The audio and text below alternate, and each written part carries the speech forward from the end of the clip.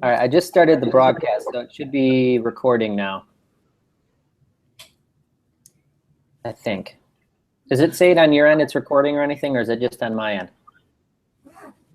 Yeah, no, it doesn't tell us on our end, but if it says It says live. Live. You're on live television in the interwebs.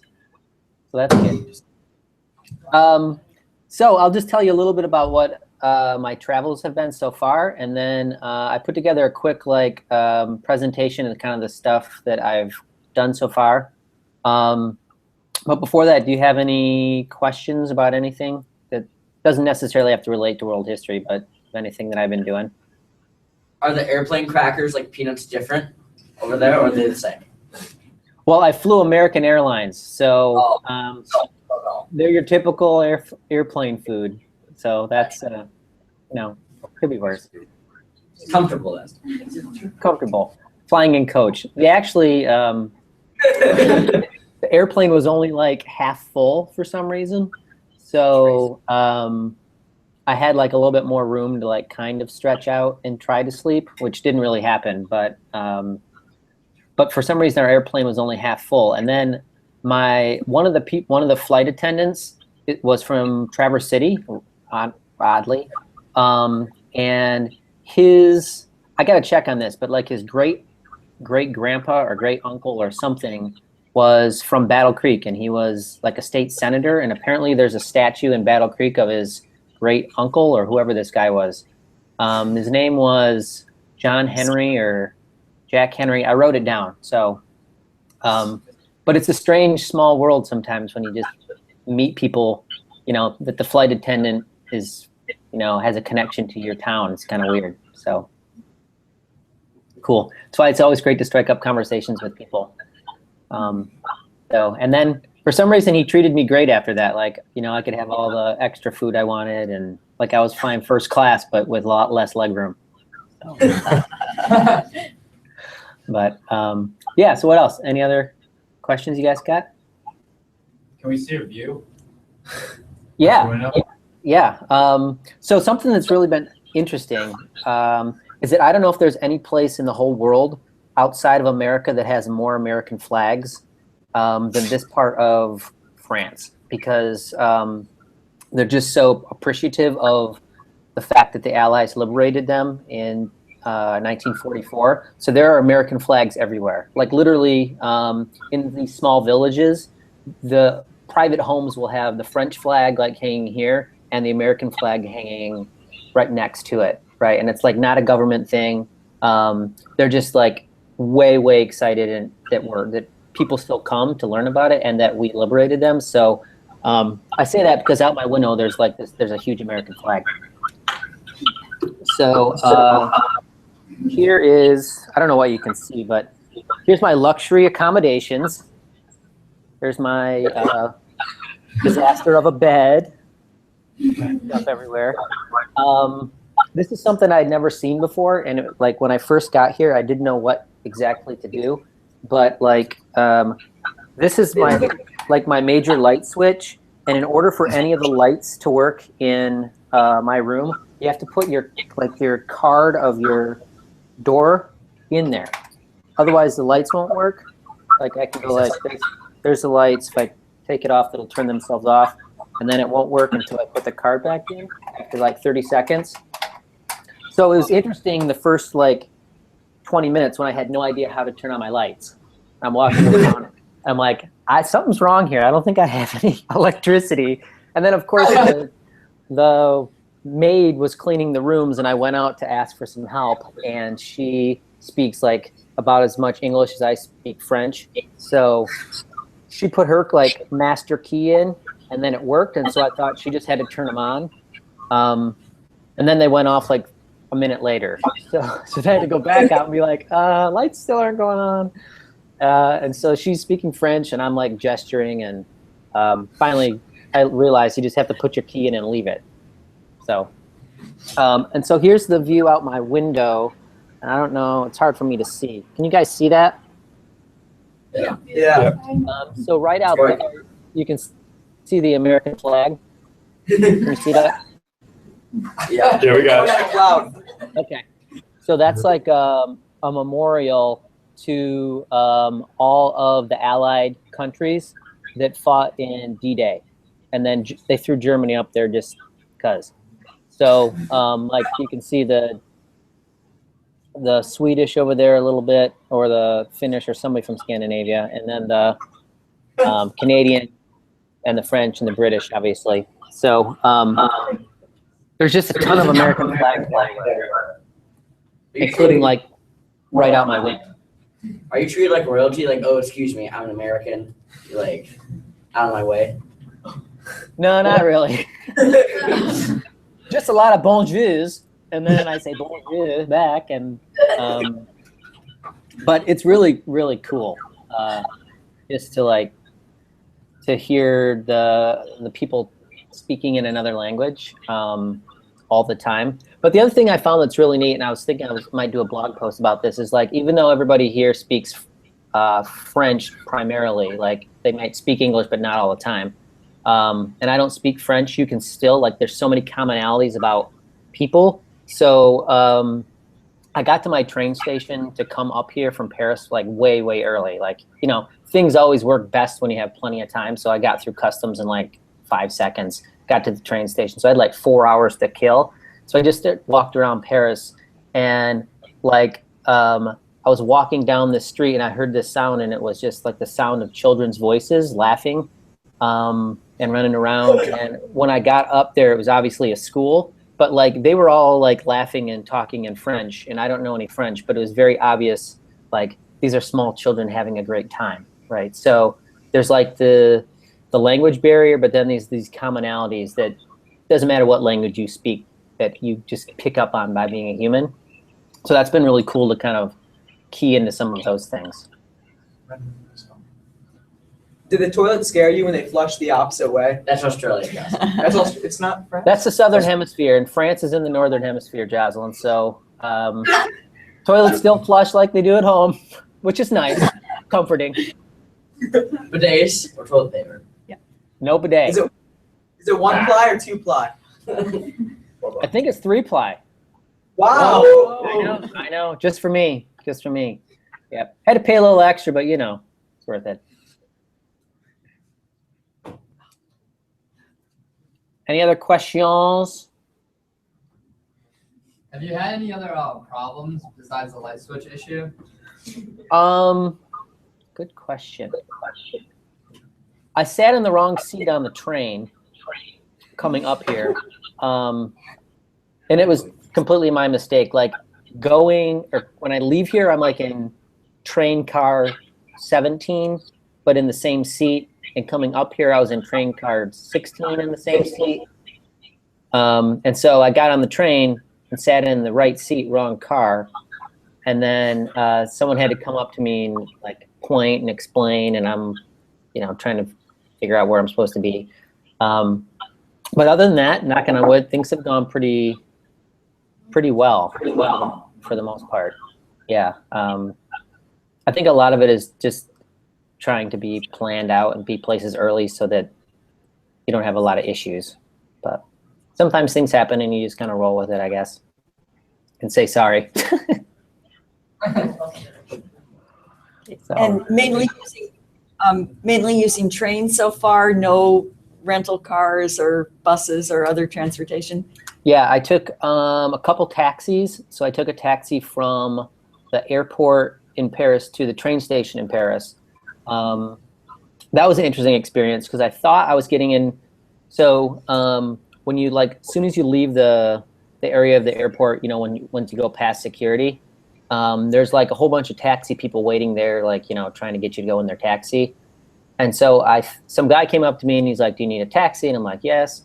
So so I went with this guy and he took me like down 3 flights of stairs into a parking garage, and I'm like, "Ew, I don't know what that is." And like, so I was like, you know, "How much?" You know, and he's like, €60. So I was like, yeah, not knowing, I just decided to go with it. So anyway, I get in this car with this guy who I can't remember his name. I think his name was Gustav, but he's from Mali, and I don't know many Gustavs from Mali, so I don't think I got his name right. but he drove me to the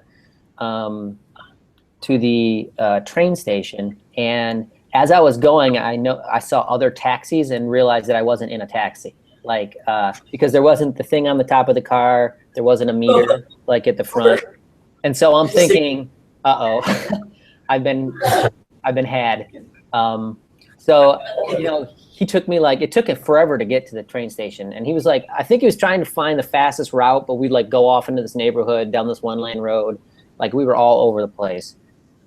But we ended up getting to the train station, and I paid him the €60, and then I had all that time to kill waiting for my train. So I looked it up, like how much I should have paid if I was taking a taxi, and they said between 50 and 70 euros. So I paid the right amount and got to where I needed to go. And it was a little bit more interesting because he wasn't just a straight up taxi guy. He was just like a car for hire.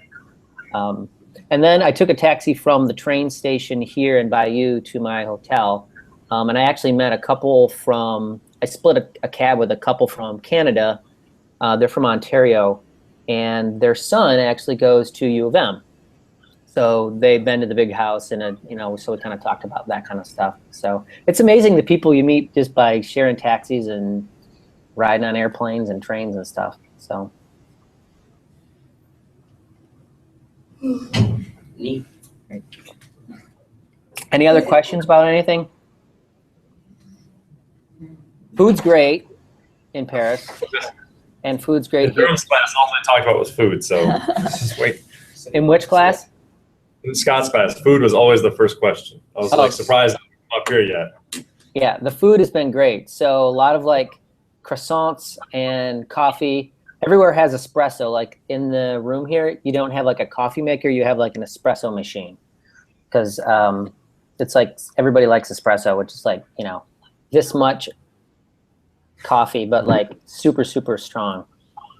And so that's been great. I had some kind of a meat thing last night for dinner. It was real good. It was, I think, some kind of beef or something with a sauce, but it was very good.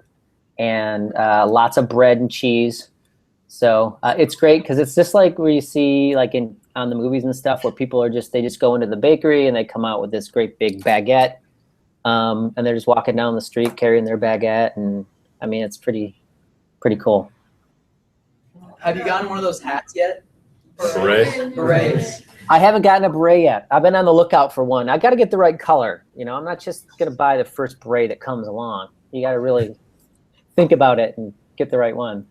But what color do you want, Jocelyn, if I was to bring you a beret? I'd just take a blue or a black one. I don't know. Wouldn't go too extravagant with it. No tie-dye beret or It's cream. Rasta beret. camo or something like that. Have you been to a restaurant with like menus that you didn't know how to read? Yeah, most of them I can't read. Although what's really cool about I find this more in Europe than anywhere is that they post the menu outside the door, so you can read before you go in what things are and how much they cost. But that doesn't help if you can't read the language. So a couple of them had like English translation underneath it. And then yesterday I went on a tour and I met this. He's about your age actually. He's a little older. He's from Philadelphia and he's doing what's called a gap year. So he graduated from high school last year. This year he's just traveling, and then next year he's going to USC for college. So we ended up having lunch together yesterday, and he's here studying French, the language. He took it all 4 years in high school, but he spent the last 6 weeks, and he's got 2 more weeks just like perfecting his French. So we went into this restaurant that had no English whatsoever, and no one in there spoke English, and he did all the translating and stuff. So so that's pretty awesome, and it's amazing. Like I've told you this before, like with my wife who is fluent in Spanish. When she just breaks into Spanish and then comes back to English and goes back and forth, it's just like so impressive to me. And so a lot of people here speak both languages, English and French, plus something else. So that's just been really neat to watch. And then this guy Henry was like super great and like helped me order what I wanted and all that kind of stuff. So, but that's the deal with the food. The food's great. Food's great. Is it big portions? No. Americans eat, traditionally, the portions in America are way, way bigger than here. Every time I've been somewhere else, like outside of America, the portions have always been smaller, and it's not any different here in France. Like, you get it, and like it's not the huge amount of food that you get like at Applebee's, right? But it fills you up if you don't like gorge yourself, if you don't like to gorge yourself. So it's takes a little bit getting used to, but you can always order more if you want more.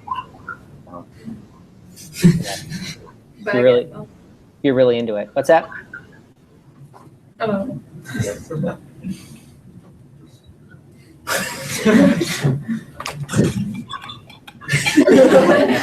So what do you do for fun then?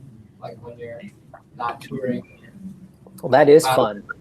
What else have you done for fun then? So I've done a lot of walking around. I like learning stuff. So I honestly, I have learned so much information in the last 2 days. So I spend a lot of my time writing it all down so I don't forget it. But like today I went, so I'm in Bayeux, which is in the north of France, and it's the seat of the Catholic Church in this region. So it has a cathedral, and I'll show you a picture of that in a minute. But this is where William the Conqueror is from. He's from Normandy, and so his brother-in-law or brother was the bishop here when he conquered England back in 1066. And to remember that, the bishop had this tapestry made. It's called the Bayeux Tapestry, creatively. And it's like literally 70 meters long. And it's this huge, long, hand-sewn, like it was hand-sewn in like 1067 or something, that basically tells the story of William the Conqueror becoming the King of England from the point where Edward, who was the King of England, he didn't have any kids, so he needed a heir, and he named William. He was going to have William, who was in Normandy at this point, be his heir, and he sent Edward sent his brother-in-law Harold to Normandy to tell William that when Edward died, William was going to take over. Well, Harold went, he got caught, but then he got freed by William, and William made Harold swear allegiance to him. But then Harold went back to England, and England, but when he was in England, then Edward died, and Harold decided he just was going to make himself king instead of like allowing William to be king. And so that's how the whole William the Conqueror taking over happened. And this whole tapestry, it's like literally it's like a 70-meter, think of like a track, like a 70-meter dash, and it's hand sewn that tells that entire story. And it was created because no one could read. Everybody was illiterate. And so it's basically like a very early comic strip minus any of the words. It was honestly truly amazing. So I've been doing a lot of that kind of stuff, like learning and then writing it down so I don't forget it, because my brain doesn't keep everything in there. And then just walking around and seeing stuff, and went to the cathedral and checked that out for a while. It's just, everything is so old. Like, we just don't, in America, we're just so young as a country. And here, everything is way, way, like that. There's this huge carpet that was made in, 1,000 years ago. And I mean, that's a long time. So, and I actually slept in a little bit today because my body had no idea what time it was. I couldn't sleep on the plane. So then I got here, and it was like, I'd been up almost like 37 hours, 38 hours. And then I tried to sleep a little bit, and I couldn't, and then fell asleep, and then woke up again. So, I mean, it was like, my body was all messed up. So I slept in a little bit today, with my extra time and feel a lot better. So, you guys want to see some pictures of the stuff I've done? Sure. Okay. All right. We're gonna screen share here.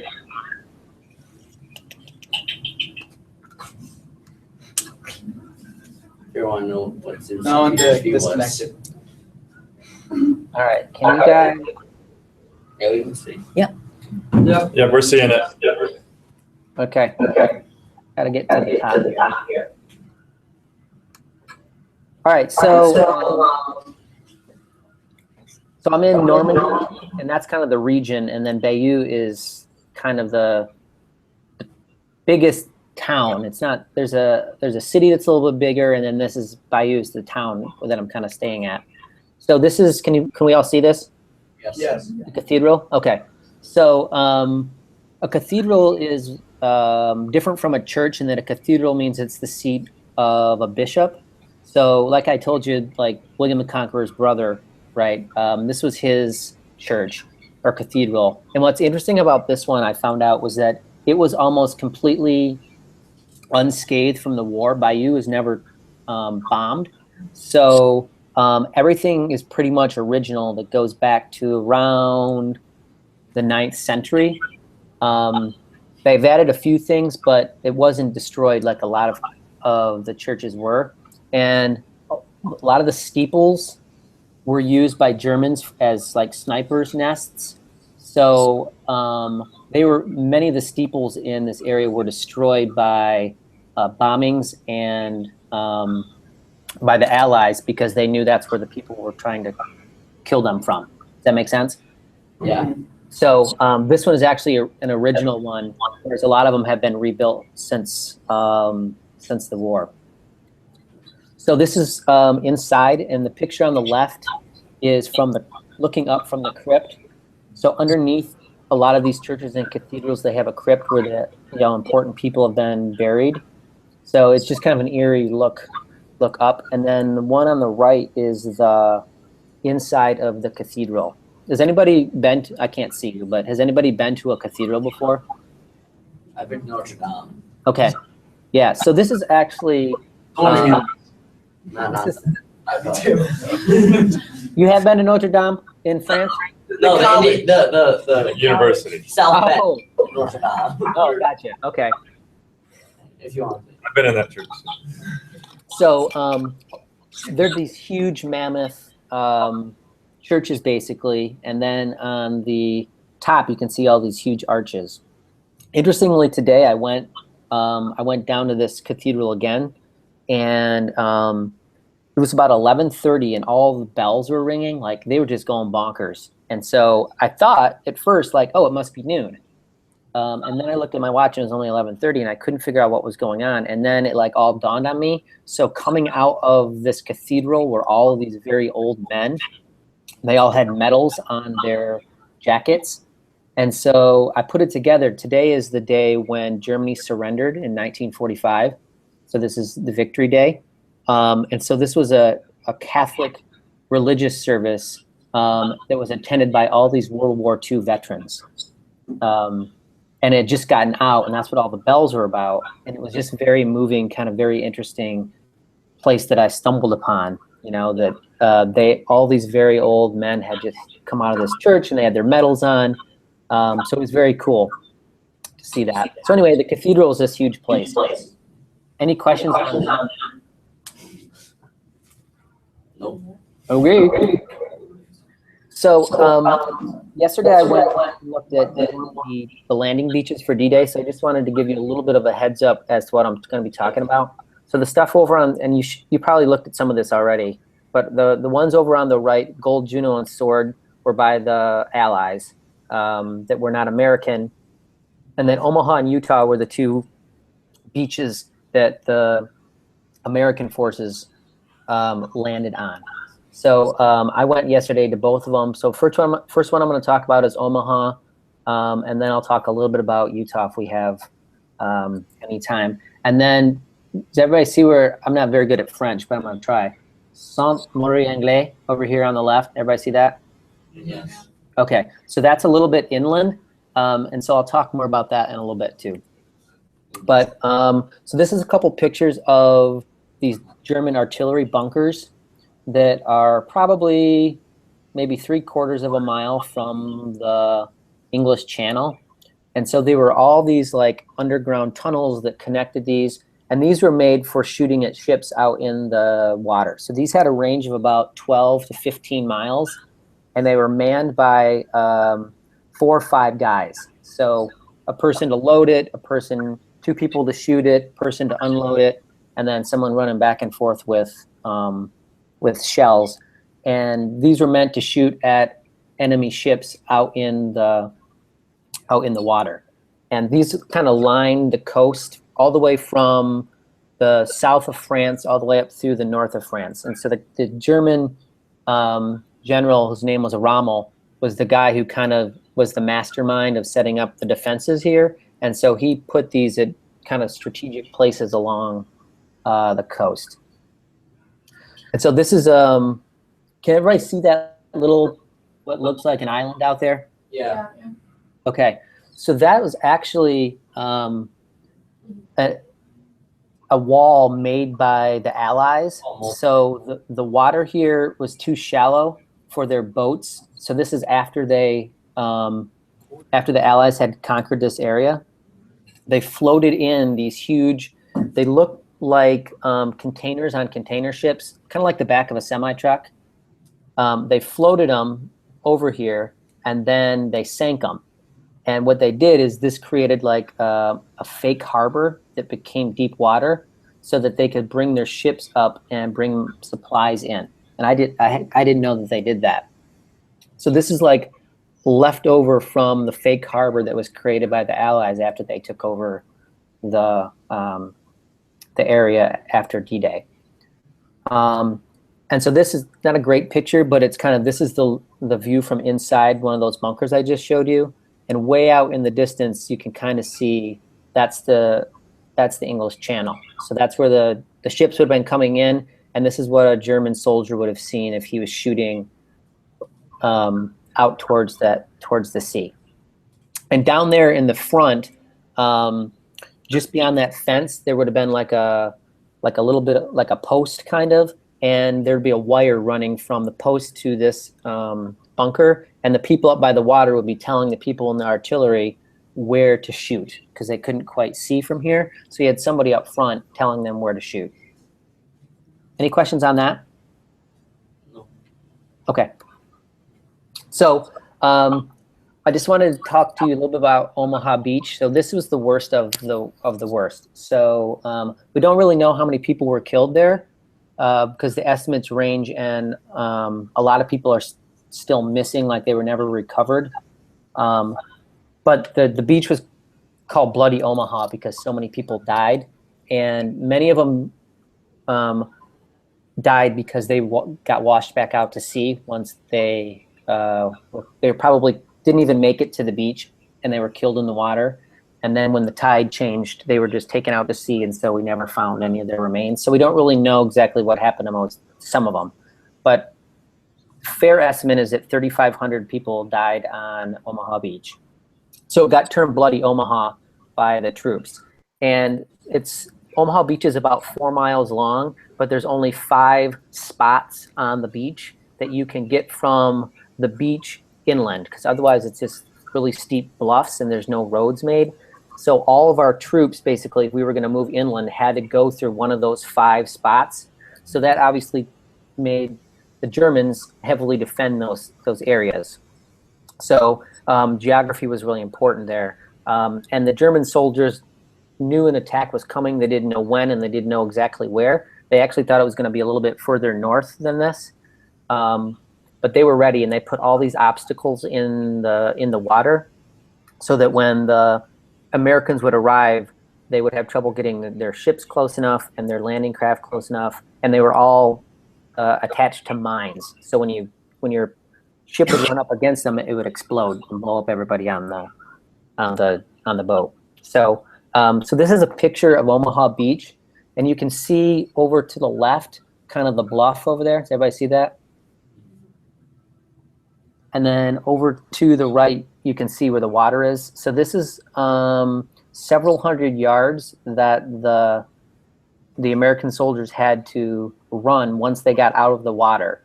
And in the water was all the landing craft, obstacles. So they had to jump into the water, and then they had to get through the water and then get on the land. And then they had to run across the beach and get up to the bluff. And so there was like no protection whatsoever for the troops. Can you see the rocks down there? Yeah. Mhm. Yes.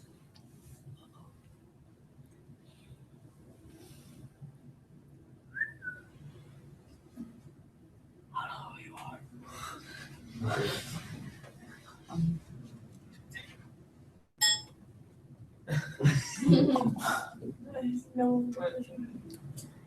This is his like IT help desk. And we'll see if it reconnects. And I like a flute solo comes on. it's working pretty good.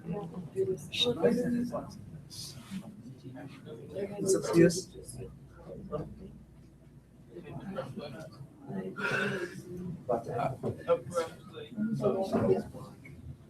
Place I didn't eat broccoli.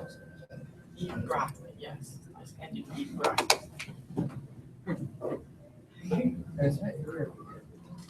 The weirdest thing, like those little dogs, they call them mulberries.